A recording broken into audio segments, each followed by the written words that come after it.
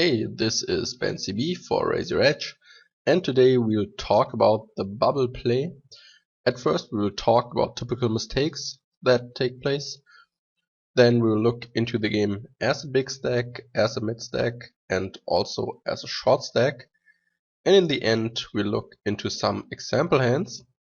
In this video you should learn to estimate your stack size correctly, so that you estimate on your stack size what ranges you should jam, how much looser than Nash can you push, or how much tighter do you have to push.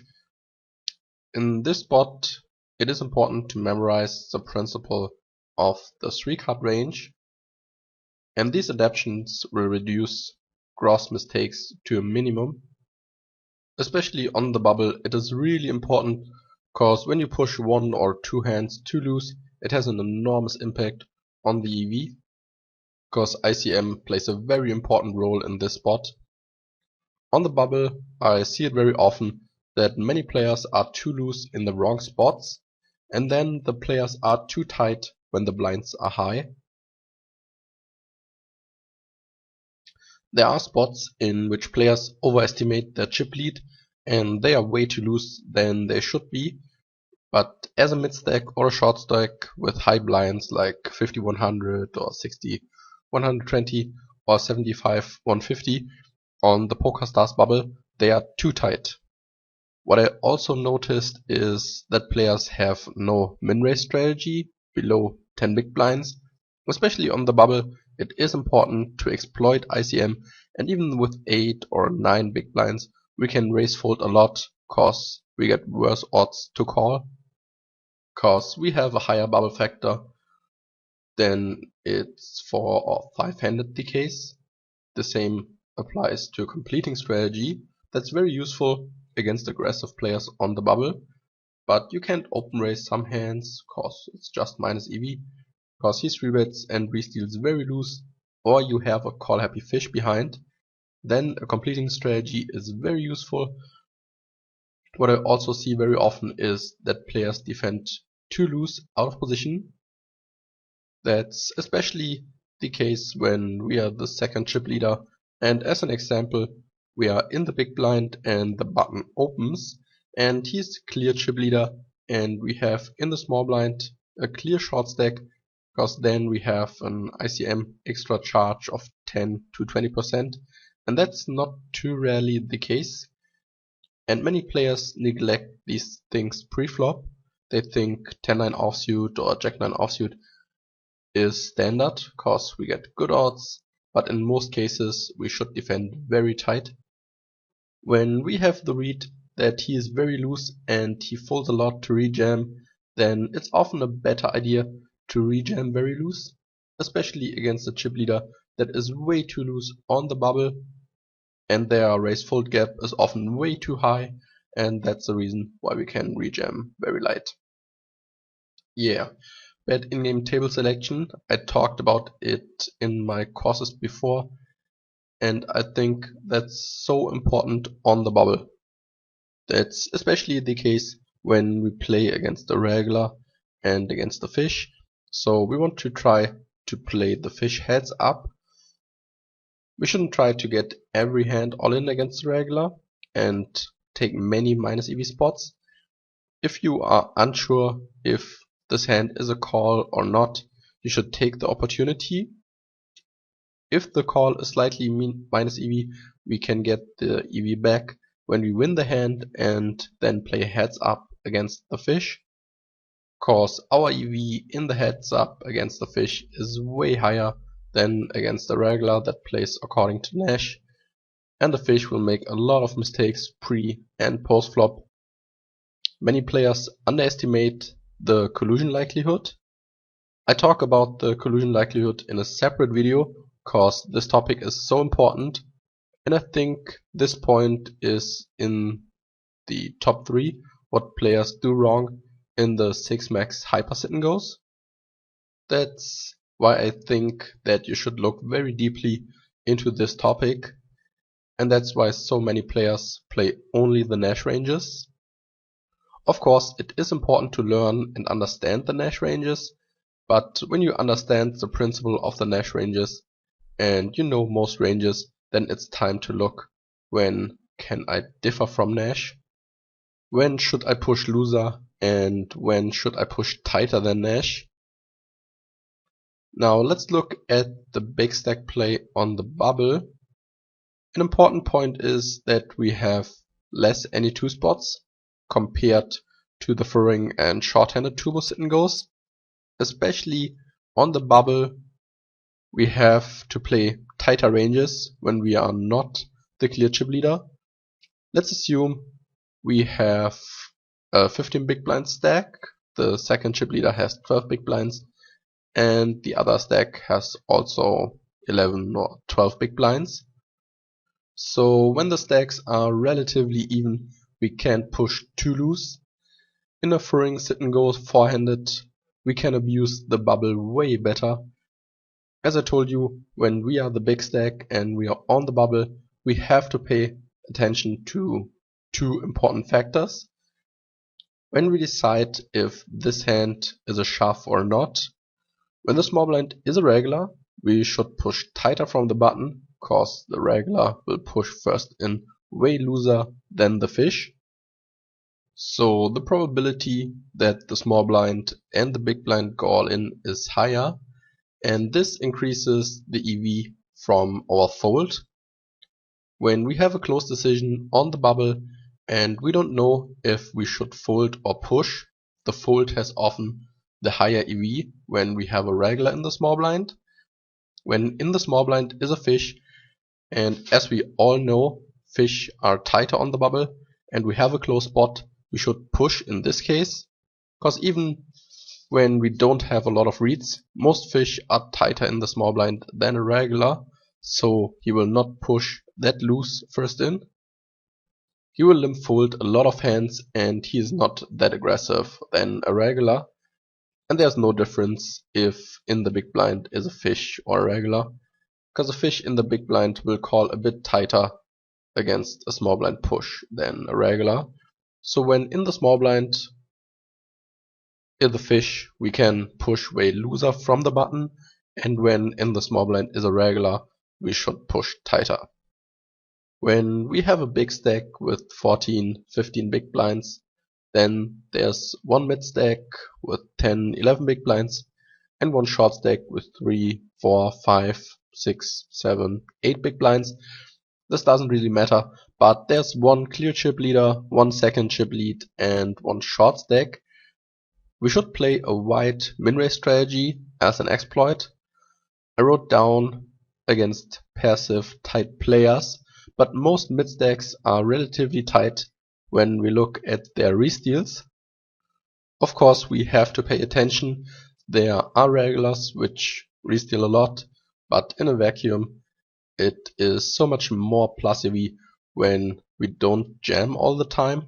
Okay, an easy example, when we have 15 big blinds on the button, the small blind has 12 big blinds, and the big blind has 6 big blinds, and we have pocket 4s, then it is often better to min-raise with the intention of calling the big blind jam and folding to the small blind push, cause the small blind will usually not jam looser than he would call our jam. When the blinds are 5100, the EV is higher when we only risk 200 chips.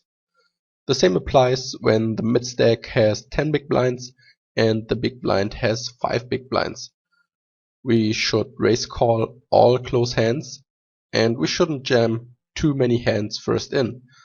Of course, hands like king queen suited, queen jack suited are very profitable jam, but in some situations it is better to min-raise those hands and to call against the big blind when the small blind is very tight, cause he only rejams with hands he would call against a jam. Maybe the one or another hand loser, but I think you got the point, and we will look into some example hands that you can understand this better. You can also use this strategy with 7, 8 big blinds, and then to min-raise call against the short stack and to min-raise fold against the bigger stack. Our goal should be to minimize the variance, and even with short stacks we should take every spot that has a higher EV. Now let's move on with the mid-stack play. As I told you, we look at the 3 different stack sizes and the theory to that. Note things down when you think that you found mistakes in your own game. It is important that you take individual notes, and in the end we look into example hands with different stack constellations. As a mid-stack, it is important that we can call loser as in shorthanded and freeing turbo sit-and goes, but we have to be very tight against big stacks. I think this is self-explanatory. When you have a good understanding of ICM, we can be relatively loose against other mid and short stacks. So in comparison to normal shorthanded and foreign turbo sit and goes, all those things are based on the payout structure 65-35.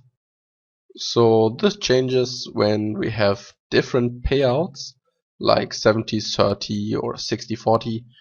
When the payouts are very top heavy, we should be very loose. When the payouts are 60-40, the bubble factor is higher and we have to play tighter. I also want to talk about the in-game table selection and the future EV. Why did I not mention those topics as a big stack? That's easy. When we are the big stack, we have often a comfortable situation, and we should try to avoid marginal calls or jams. It's another point when we have a situation we can't abuse, cause we have an aggro, regular, and a sputard fish. In this scenario, we should take close plus EV spots, but these situations occur very rarely, and that's why the in-game table selection and the future EV is not that important as a big stack. Of course, when we are the big stack and a regular shoves into us and we have the opportunity to get heads up with a fish, then we should take close spots, but most of the time we want to keep the bubble alive, that we can abuse it more. It depends on the situation, and there are so many different scenarios. Every bubble is different and it depends on the stack constellation, and that's why you can't say as a big stack you have to play it this way. That's why this is a complicated topic and the theory is not that easy. That's why I like to show you some theory and then we look at some example hands that you can understand it better. But especially as a mid stack, let's assume we have between 7 and 9 big blinds on the bubble and a regular jams into us. And we can cripple him really good, so he is shorter or he has the same stack size like us. Then we should take every break-even spot, maybe even some minus EV spots, cause then we go relatively deep into the heads up with the fish. These situations occur very regularly. When you don't know if this hand is a call or not, then make the call. Even when the call is slightly minus EV, then you have an edge on the fish in the heads up. Now, with this video course, you should have an edge on every fish in heads up. When you made a bad call that was too minus EV, maybe the reg will note it and the next time he jams tighter against you. I don't think that too many regs will note things like that, but yeah, maybe. Mistakes happen. It is important that you review them and learn from your mistakes. I see it very often that players fold too much when the blinds are very high. So when the blinds are 50-100, 60-120 or 75-150, we should jam any two in most situations against fish and against weak regulars also. On the mid stakes, most players call way too tight, and of course the collusion likelihood affects our button range. I think I already explained you this point. If not, rewind a bit back and watch this point again, or you just watch my video to the collusion likelihood. What's most important is that we have to be often tighter on the button than Nash suggests. Okay, let's move on to the short stack. The most important question is how much difference is between the second and the third stack. The wider the difference is, the loser we can call versus the chip leader and versus the second chip leader. And we can also jam loser, cause when the difference is really high, we can gamble a bit. When the difference is really low, so just 1 or 2 big blinds, we are relatively even, and then the bubble factor increases. So we have to call and we have to push tighter. Then we have the situation that we are super short with 1 or 2 big blinds, or we have half a big blind with a 2 or 3 big blind stack. These situations occur not too often. We should neglect ICM in those spots. When you are unsure if this hand is a call or a push, just try to look 1 or 2 hands into the future. How probable is that there is a better spot in the future? And when you can answer this question with no, probably not, then just get your stack in. There are a lot of different opinions. Many people say you shouldn't push 2 minus EV or call 2 minus EV. Some players play according to chip EV. They only take these spots. Then other players play according to ICM. Even some very good players have different opinions on that. I can only tell you my opinion, how I would play those spots. And ICM can take all factors into account. Of course, with the Hold'em resource calculator, we can make a future game simulation. But I think it's useful to bid on the user side, but I wouldn't say this is the most important spot in the world. When we are very short, it is important that we push the high card range, so 7-6 suited and 8-7 suited are not good hands. I would rather push Queen 7 offsuit or King Deuce offsuit, cause we get a lot of odds calls, and you should pay attention to this. When you think that you have full equity with your 3.6 big blinds, cause the fish in the big blind only has 7 or 8 big blinds, and he's calling too tight, then you can jam 7-6 suited or 3-4 suited. And I want to talk about that. It is important if you have 4 to 6 big blinds at 40-60, 20-40, 40-80 or 5100. It's different, cause when we push 500 chips at 5100, then when we push 200 chips at 20-40 blinds. When we have 500 chips at 5100 blinds, we are sometimes the mid stack, and when we are the short stack, the difference is not that huge. So look at your stack in comparison to the blinds. When we have the situation that we have 2 short stacks, we have to push relatively tight against the other big stack. It doesn't count if you look, oh, we both have 4 big blinds, I should just be aggro, cause when you double up, you are clearly second chip lead. Or when your jam goes through, you're even with the other stack. But when the player has 9 or 10 big blinds, and the chip leader has 17 big blinds, and you have 4 big blinds, then you can gamble a bit more, cause you can't lose too much. I talked about this earlier, and I talked about it in my video series Optimal Pushes and Optimal Calls. I talked about the 3 card range. This shall give you confidence that you are not lost in the different spots. When you have a concrete hand and you don't know if you can jam this hand or not, then think about which hand would I call for sure. When you have King 8 offsuit and you don't know if this hand is a call, then ask yourself, is King 9, King 10 a call? When you say, I would call King 9 for sure, and I would fold King 7 for sure, and King 8 I'm unsure, then use all the other factors at first. Do you call against the fish? Do you call against the regular? Do you have future EV? Are you chip leader when you win the hand? When you find factors that favor you, then call, and with a 3-card range, you can just remember the ranges so much better when you work with these 3 hands. The same applies when you review hands. So don't just look, oh, I would call King 7 next hand. What is the first hand I would fold? What hand would I definitely call? And which hands are dependent on other factors? Especially when you review hands, it's important because when you are in-game, you can remember these spots so much better. So you can remember it so much faster when you have the 3 hands in your head, as in comparison when you have no clue what to call or not and you're multi-tabling. And this really helps you to internalize these spots.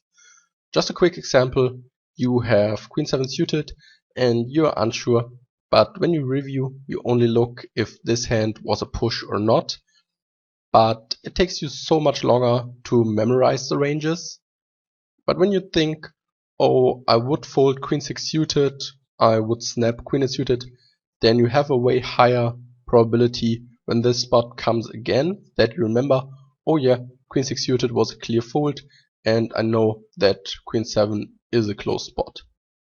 And you develop a better feeling and understanding in general. Yeah, in these spots it is important that you train. And now we look into some example hands. We have the situation that the button is a regular, we are the mid stack, and in the big blind is the lowest stack, but we are all relatively even. So when the blinds go up, we are nearly even, especially we and the big blind are really close. And I don't want to analyze that aces are a call. I want to show you what the button can or should shove, and I want to talk about some mistakes that this player did. At first I want to show you the Nash range, what he can jam, and he's able to jam around 30%. And as you can see, this is the first mistake that many players do, especially inexperienced players. They think they are the chip leader and they have just 10 or 11 big blinds, and they think they can jam very loose. You can see that even hands like Ace 9 offsuit, King 7 suited, King 8 suited, and 10 8 suited are super marginal. And we look at the small blind and big blind ranges also. When I'm first in, but yeah, I think those ranges are okay. We should adjust the button range a little bit, cause he will min raise a lot of hands. And I'm sure with this, for this specific regular, when we know this, we can call loser against him, and I would call these hands against him, and the same applies to the big blind. He will also call loser, and now let's look what the button can jam, and that's really sick, and I think this range is realistic, cause his open shoving range is capped, and the small blind and the big blind will call these ranges. And the overcall range is something like this. Yeah, and as you can see, even King Queen offsuit is not profitable to open jam or the low pocket pairs. So that's really sick. And I think that many of you jam always 10 and suited or the low suited aces. And now let's look into the situation. Yeah, I think the small blind will jam 70%. Some players are a bit looser, some players are a bit tighter, and the calling range is also okay. But we've also the case that the small blind is an aggro rack and he jams 80%. Then our button range gets even tighter, cause the fold EV is so high when we just wait that the blinds bust each other. But we stick to the 72% range, and I think 95% of all players are too loose in this spot. When you are aware that his pushing range is capped, you should push tighter. So when we jam uncapped, so aces, kings and so on, then we can jam wider, cause they make a mistake when they call so loose. And this player shows ace deuce offsuit, and that's a bad push. But I see it so often. When you think about when you jam as the chip leader with minus 0.48 all the time, this spot costs you a lot of money. And in this situation, it is unnecessary, but often, even on the higher stakes, many players are too lazy to look into this spot, and they are not aware that you have to be so tight. And that's an adaptation. We should be very tight in this spot. That's very sick, but it's not unrealistic. Many players just say, I'm chip lead, how can I open fold ace-5 suited? So just min raise or limp these hands. But even in this situation, we have 2 even stacks and there's 1 closed chip leader, and we have effective 11, 12 big blinds, and there's no reason for him to push loose, cause when we both call he's crippled, and it is so profitable for him to fold cause we bust each other so often. So he don't have to jam that loose, but that's a leak of many players. Most players know when they can jam looser than Nash, but most players don't know when they should push tighter than Nash. Okay, let's move on to the next hand. We are the second chip lead with 2 regulars. The button open folds and we have to decide if we want to push this hand or not. Maybe we can sometimes do a few loose limps or min raises to balance our range when we want to raise queens plus in this spot. That's opponent dependent. Do you have aggressive reads on your opponent? Just try how your opponents react to it. I decided to push my hand. I was unsure in game, and I knew that 9-6 suited is a clear Nash push and 9-4 suited is a fold. I decided to jam this hand to maybe give me the option to become the chip leader on the bubble when one more jam goes through. I put this hand already in the calculator. As you can see, we can jam 53% and 9-5 suited is a close push. Let's look at the calling range. This is a really good regular, and I think he will call definitely a bit looser. He will call king 9 suited, king 8 suited, and ace 4 suited for sure. And then you can see that this push is minus EV. I have no reason to push minus EV on this table. The reason why I can call so loose is that I sometimes will trap aces and kings, so he can call looser than Nash suggests. If I do this, that's another story, but he will perceive me this way, and most players do it. So most opponents will think that our pushing range is kept. When we push this range but we trap queens, kings and aces, then he can call loser, and I think he is aware of that. Sometimes he can make a tight fold with ace-3 suited, cause he thinks it's too marginal as a chip lead, but I think he has no reason to call tighter in this spot, cause these calls are so plus EV.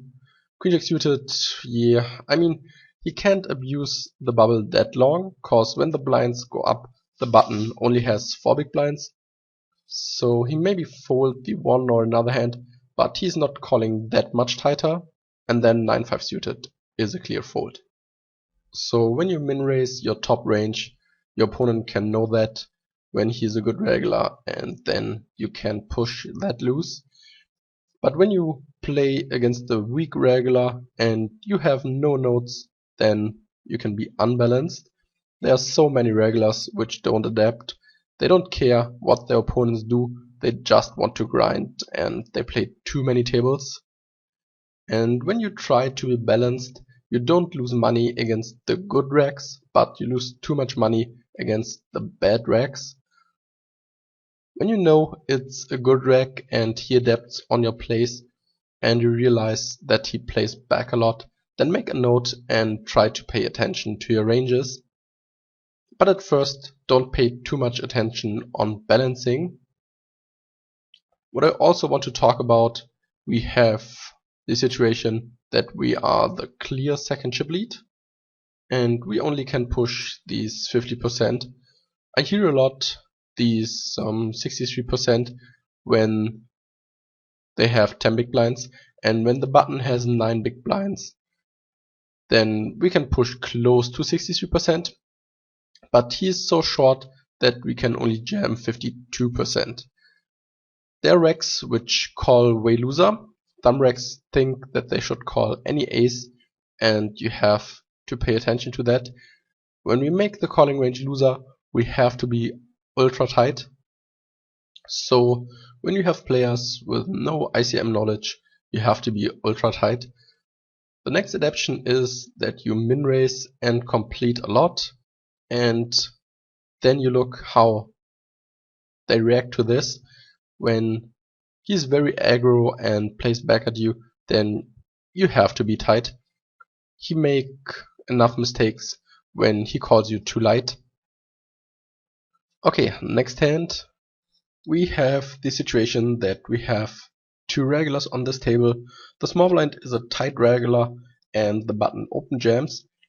I think for most players this is a standard fold, and against many racks this hand is a fold, but many regulars are way too loose on the button when they have the chip lead, and the second chip lead is in the big blind and the short stack is in the small blind.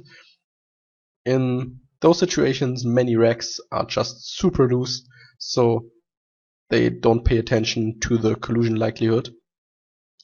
And I prepared this in the calculator.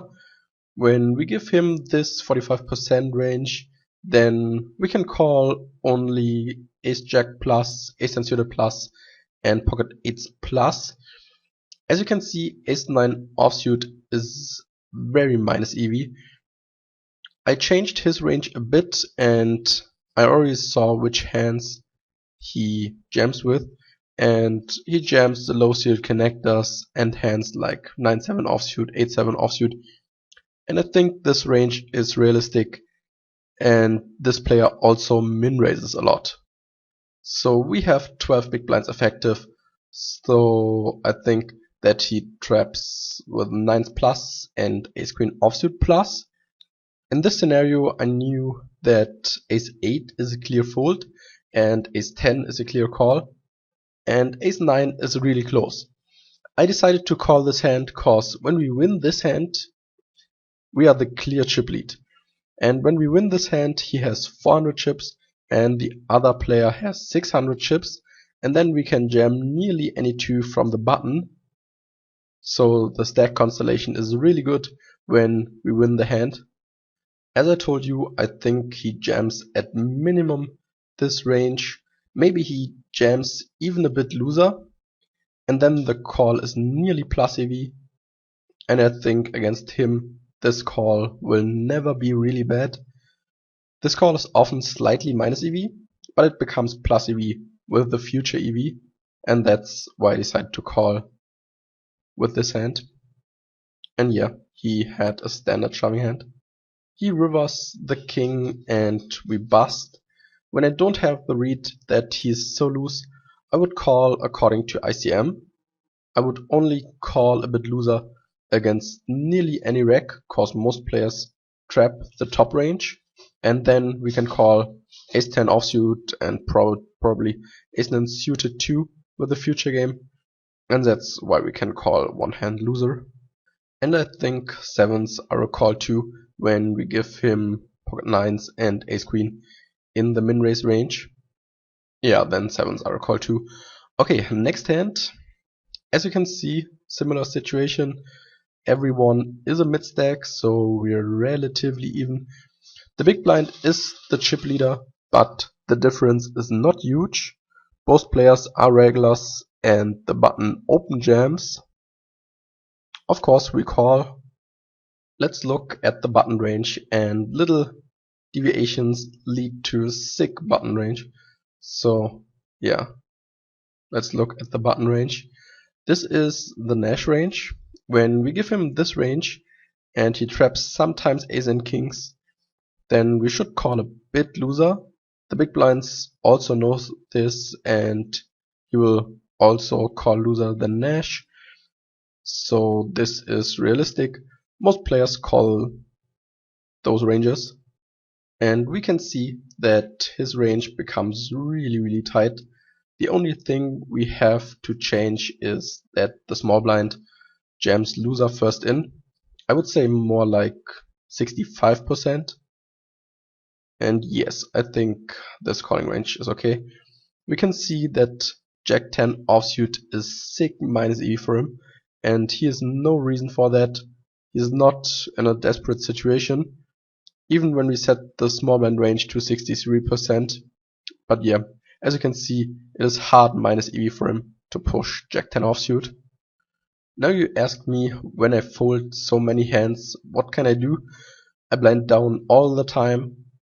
Most of the time there is a fish on the bubble, and then you can jam loser when he's in the small blind or in the big blind cause he calls too tight. But for this situation we have to start with a wide min raise strategy, because when you jam you have a very high risk reward ratio. So you should try to risk less and win more. In this situation we have to jam 11 big blinds, so we risk many chips, but we can only win a few chips, and small adjustments have an enormous impact on our shoving range, and that's why we should play a wide min raise strategy. And depending on our opponents we can raise fold less, so we open raise tighter and we just raise call more hands. This depends on your opponents. There are regulars which are too tight on the bubble, then you can open 50-60%. And there are regulars which are super aggro, they rejam super light on the bubble, and then you have to be tight and you just raise 25-30% on the bubble, and you can call 10-12% against the rejam. But the most important thing is that you generate a lot of EV when the blinds tangle with each other, especially when two regulars are in the blinds. I know it's hard to fold those hands. You can jam the marginal hands cause ICM doesn't take into account that we are in the big blind in the next hand. So with the push we have the option to attack the chip lead. So we should push all slightly minus EV hands, especially when we have only racks on the bubble, cause the 10% ICM range is also a bit unrealistic. But the 22% range with Jack 10 offsuit, that's just too loose. Most people have these 25-30% range from the button in their head, and yeah, they are jamming this range. So all broadways, all ace-x hands, and all the good suited connectors, and most people don't know how minus EV that is. So you learned a lot when you're tighter now than the average regular on your stake. When we have a fish in the blinds and he's only jamming 40% and the rack in the big blind knows that the small blind is a fish, then he calls a bit tighter, and then we can push loser, even loser than Nash. I think in the beginning we had 22% and now we have 31.5%. Even with a hand like Jack 6 suited, we can think about jamming. That's what you should include in your thought process. Okay, let's move on to the next hand. We have a different situation. The blinds are higher and we are the chip leader, and we have a clear second chip lead, and we have one short stack. The button is a regular and the small blind is a fish. Now the button jams and we want to take a closer look into the button range. So when he is relatively clear the second chip lead, which hands can we jam in this spot? And he jammed 6-5 suited, and I think this is a good push. Let's look into the theory. When we look at the Nash range, then he's only allowed to push 32.8%, and 6-5 suited is a clear fold. But there's a fish in the small blind and he jams tighter than Nash. I would say 50%. I think that's realistic. Sure, some fish are way looser, but overall this range is realistic. And I know he's a fish, so I call tighter than Nash. Think this looks good. And against the button, cause he's the second chip lead, I don't think that he jams so loose, so per default I would call this range. Pocket force, yeah, this depends. Per default I would fold. As we can see, he can jam a huge range, and he can jam 10% more hands than before. Sure, the small blind will call a bit looser against the button. We should also include that. And then he can push loser, and 6-5 suited is a good push. We should also take into account that he is in the big blind in the next hand, so he lose equity, and ICM doesn't take this into account. Okay, I made a future game simulation for this spot. So we look 2 hands into the future, and now we can see that he can jam way looser in this constellation when the small blind is a fish. We see any 2 range from the fish, but the fish will never jam any 2. As an exploit, we should call tighter against the fish, and you should also do it. I gave the fish a 55% range when he's a bit looser, but even then we can push very loose from the button. As you can see, it has an enormous impact which players sit in the blinds. When we have a regular that jams 75 to 80% and another regular in the blind calls relatively loose, the button range gets tighter. And then it doesn't matter that the blinds are high and he has only 7 big blinds. His stack is just too good to jam very loose. Okay, let's move on to the next hand. Now we have the situation that we all have even stacks. We have on the button and in the big blind a regular. The button open folds, and we want to look now which hands can we jam in the small blind. And therefore we look into the theory. We are able to jam 73%, which is relatively loose for this spot. I think that many of you don't jam all the hands, like ace to 8 suited, queen 4, 8-5 offsuit, 4-5 offsuit, 4 suited. But I want to show you something different. Hands like queen 3, jack 5, 10-5, 6-4, 3 suited, 7-5, 7-4 suited, so 6% more. Because when we push loser, we are often the chip leader when he folds, and this is very important in the spot. Because when we fold, we may have the problem that we get into a folding war. Then we are the third stack, and there's 1 chip lead, and we are relatively even with the button. Hands like queen 3, jack 5, 10-5, 6-4, 3 suited, 7-5, 7-4 suited, so 6% more. Because when we push loser, we are often the chip leader when he folds, and this is very important in the spot. Because when we fold, we may have the problem that we get into a folding war. Then we are the third stack, and there's 1 chip lead, and we are relatively even with the button.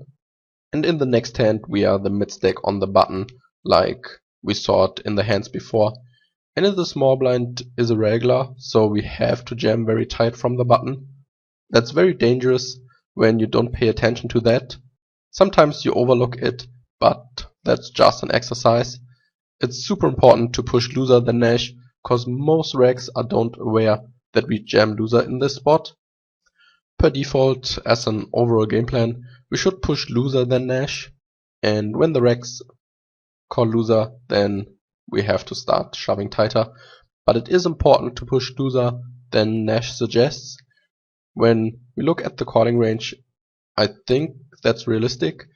I think that many players call a bit tighter in this spot, and I know that he has not a very good ICM understanding, because I don't saw a loose call from him in many hands, and that's why I assume that he calls a bit tighter. I don't think that he calls tighter than this. I think this range is alright. And then we have a higher EV with our marginal jams. Not a huge difference, but it is important that we take every spot that gives us a higher EV.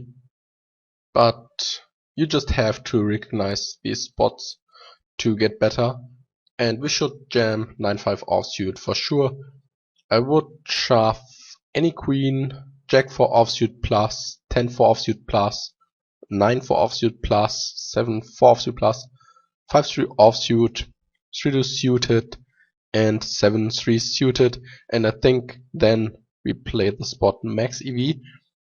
Then it is your task.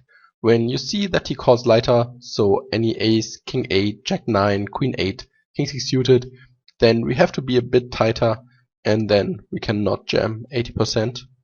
Maybe then we can only jam 60% with the future EV. That's just a question how fast you adapt. When you think that he is not that aggressive against limbs, then you can put in some limbs, but I would try this at first. There are players which call very loose, but they are not that aggressive against limps and min raises. In this spot we should limp and not min raise, because we get a problem when he rejams, and I think a limp looks strong in this spot. It takes a while till the rack adapts, and you can mix in some limps with aces and kings also, and then you can play a wider range. Let's move on to the next hand. In this hand I also want to talk about being loose when the blinds are high. We are first in against a weak regular. He calls too tight. I want to show you the Nash range, and we have a clear minus EV spot with 7 deuce offsuit. But even in this spot, I think this player don't calls the whole Nash range. Because when a player did a Nash call, I noted, and I have a lot of hands on him, and I never saw a closed Nash call from him. That's why I think that he calls too tight, and he folds those hands. And we see that we can jam nearly any two. 7 deuce offsuit is still minus EV, even 3 deuce offsuit is more profitable. But I don't think that he calls queen 7 offsuit or 10-9 offsuit. And then I have a profitable push with 7 deuce offsuit. And when I think the spot is close plus EV, then I take the spot. But he calls and he has queen 8, so I still have no reason to push tighter. Only when I see that he calls queen 7 offsuit, then I would push tighter in the future. But when I don't know this, I push very loose. There are players which multi-table a lot and they don't mark hands or they just don't care. That's why you lose money when you push tighter the next time, and he didn't adapt. And you should push any two against the fish, cause they call overall way too tight. I think they even fold king 4, queen 8 offsuit, or a hand like queen 6 suited, and then it's way too profitable to fold a hand against the fish. So we often had the scenario that we are the mid stack and players jam too loose, but with short stacks many players push too tight. So try to find your own leaks. When you think you have leaks in this spot, work on these topics 4 days, 5 days, 6 days, a week, 2 weeks, depending on how fast you can learn those things. Try to look more for these spots. Watch the bubble spots even when you don't have a close decision. What range would I jam, and try to analyze it with the 3-card range. Try to visualize these spots. When you recognize after 3 days that you got it, then move on to the next topic, or after 5 days, and then you will see the success very fast. You become a lot more certain in these spots. Then you have more time to focus on the future game, the in-game table selection. Am I in the next hand on the button and I have to jam tighter, so I push now a bit looser, and so on. When do I have to push tighter? That's just an exercise, and you will generate so much more EV in these spots. So you can push your ROI really good. Okay, and that's it from me. I wish you good luck. I see you next time, and this was Ben CV for RaiseYourEdge.com.